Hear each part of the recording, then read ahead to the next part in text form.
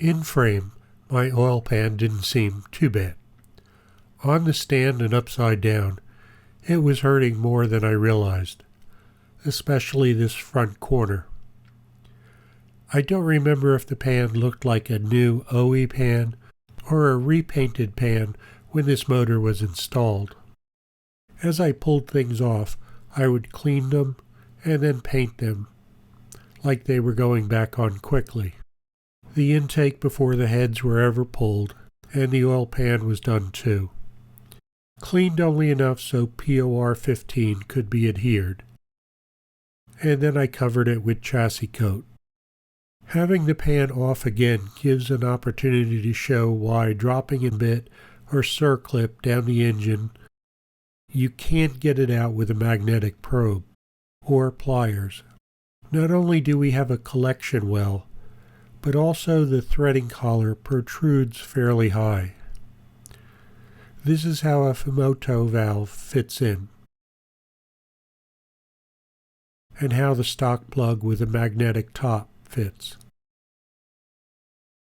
New OE pans are available and are relatively expensive, but when you look closely at the edges, you'll see it's a layered product. So are our valve covers. These are made from a tri-layer composite for noise dampening, which is used in many automotive areas. If you tap on a valve cover when it's off the vehicle, you can see how effective this is. We can get a less expensive Dorman product, but I don't know if it's a single sheet stamping or it's one of these multiple layers. But with all the downtime I've had with this motor, I tried another resurrection after pulling the oil pan off the second time. Despite the bent up, stiffening lip on the edge, these pans are still prone to distort on the bolting flange. If you are inclined to flatten it, you need to do some old-fashioned bodywork. I then used a felt tip marker to ink the surface so I could see how I was progressing.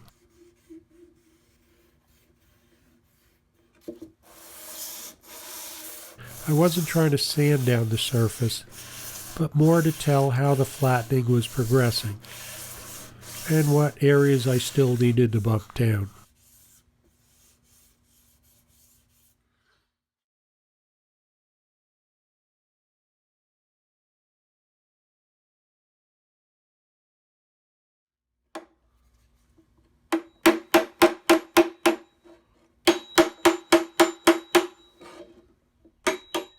Afterwards, to reinforce the flange better than stock, I took some flat stock out of the bin, taking pie sections where I needed to bend. It won't be as perfect as a larger plate cutout, but it's under the motor.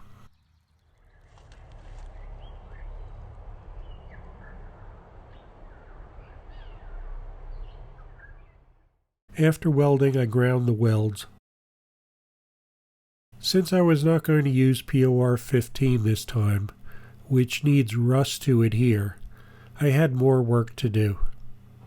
I used my air grinder with whiz wheels to remove the paint, but as we would all expect, you can't remove the rust in the pits, unless you're willing to remove so much off your sheet metal, which is why I used POR 15 in the first place.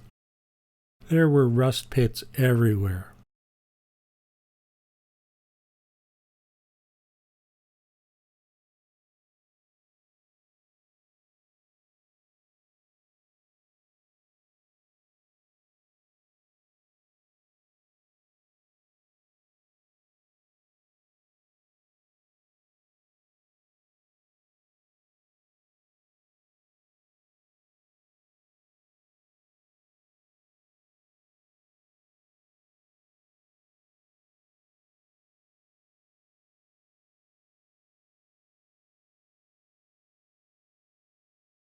So I covered all the steel with naval jelly due to its viscosity, so it would remove as much of the oxidation that could be done. Then I went to a rust converter with what was left. After that I used Scotch-Brite whiz wheel to clean again. The oxidation remaining in the pits was hopefully neutralized into a dull gray.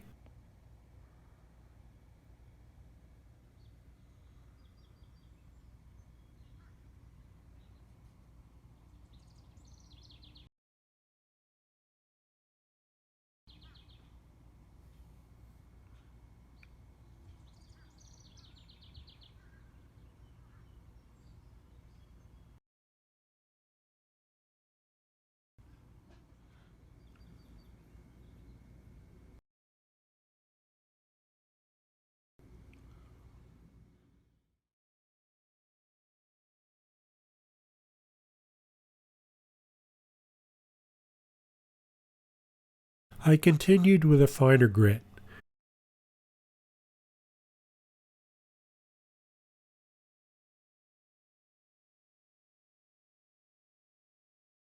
And also used my Dremel to address the areas within the flange.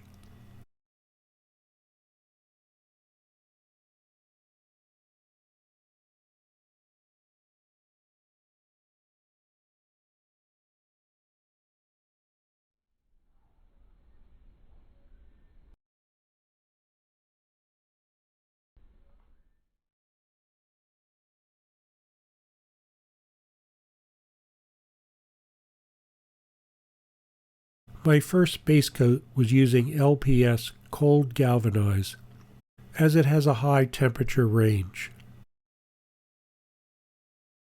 And I followed that up with Duplicolor engine primer and Ford gray. No clear coat afterward. I never used this combination before, so I'll have to see if it works.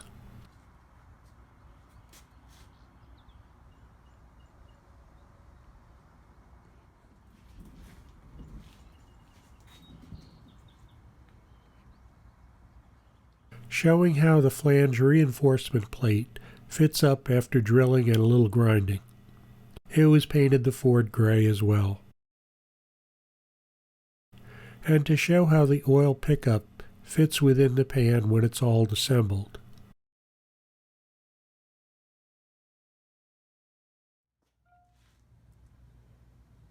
The pan O-ring style gasket gets inserted into the mid-pan and rolled into place.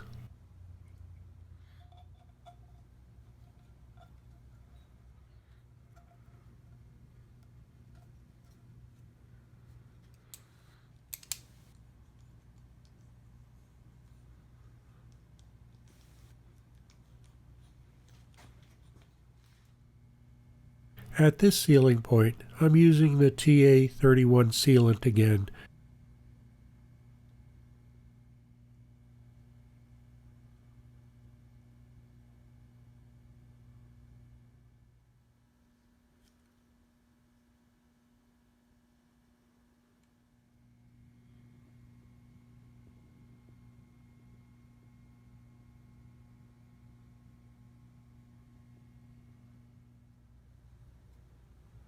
And I'm just using a few studs to temporarily help guide the pan on.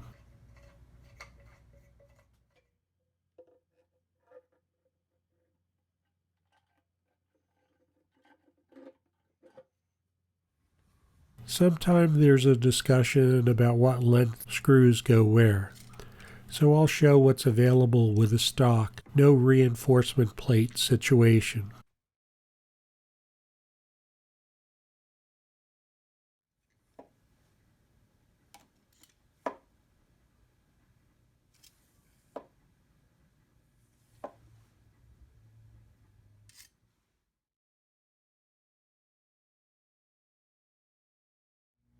I'm using new screws from McMaster, but for me they have to be a little longer than stock due to the plate. In my previous video, I showed the result of using the Permatex Anaerobic RTV, which is not supposed to be used in this type of sealing situation,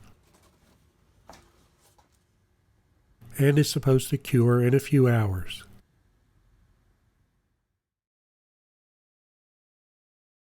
And I wanted to show the difference of adhesion.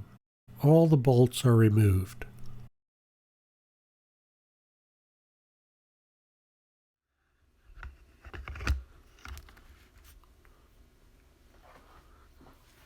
I'm rocking the short block on the stand and it's not coming loose.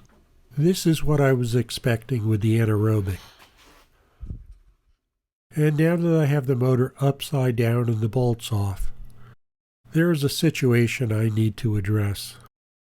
With the de-icers we have on the winter roads in New Jersey, this is going to rust between the pan flange and reinforcement. So I used the large tube of TA31 to seal under the reinforcement and then bolted it down.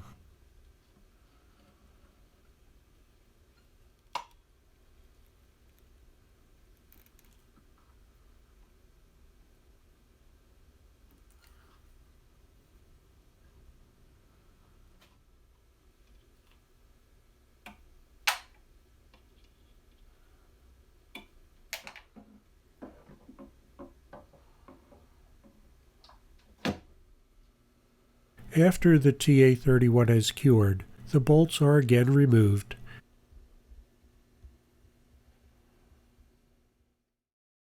and I applied more TA31 in any gaps that would collect dirt.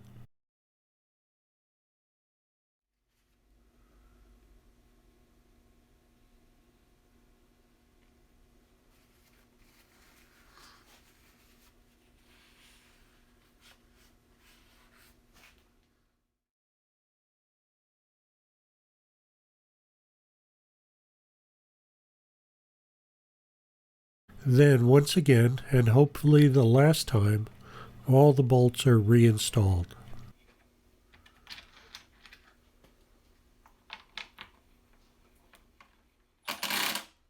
When I flip the motor back over, I'll fill in the threaded holes left unfilled by the screws with more TA31 so dirt and water can't collect in there. Thanks for watching.